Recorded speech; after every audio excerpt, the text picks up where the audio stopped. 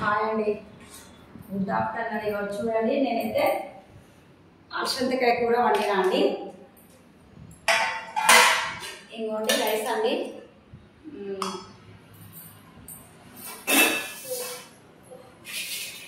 ఇప్పుడైనా బాగా అనిపిస్తుందా? చికెన్లో కూర్చుంది కదా. ఇంకోటి చూడండి, మీ లంచ్ అయిందా అండి? మేమైతే ఇప్పుడే లంచ్ చేస్తున్నామండి. కరెంట్ లేకుండే, ఇంకా నేను వస్తుందని చూసుకుంటున్నా.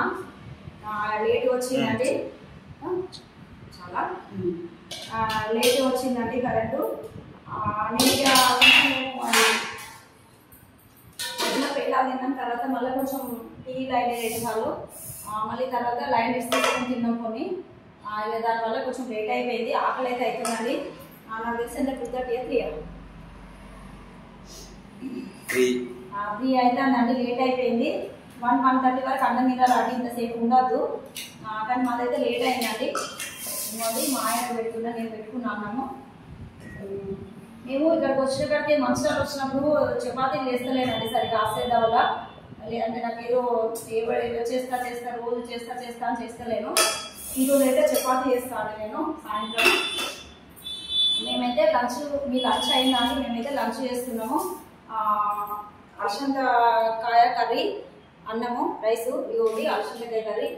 పెరుగు మొన్న 2 రోజులు తిన్నాము, అయిపోయిందండి. మధ్యలో మేము వేములవాడ ఉండగట్టు, మళ్ళీ ఇదేంటిది మన గూడెం మిఠాయి ఇవన్నీ వెళ్ళొచ్చినాం కాబట్టి ఇంకా నేను పెరుగు తోడేయలేదు.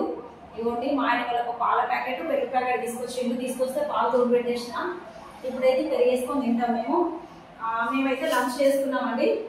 మీ లంచ్ అయిందా అండి? మీకైతే గుడ్ ఆఫ్టర్నూన్ అండి. మా మేమైతే లంచ్ చేస్తున్నాం. మీరు లంచ్ చేసిరా చేయలేదా? నేను చేసిన అలసందకాయ కర్రీ ఎలా ఉందో నాకు కామెంట్ చేయండి. నా గొంతు అయితే పోతుందండి, ఏమనుకోవద్దండి. బాయ్ అండి, నమస్కారం.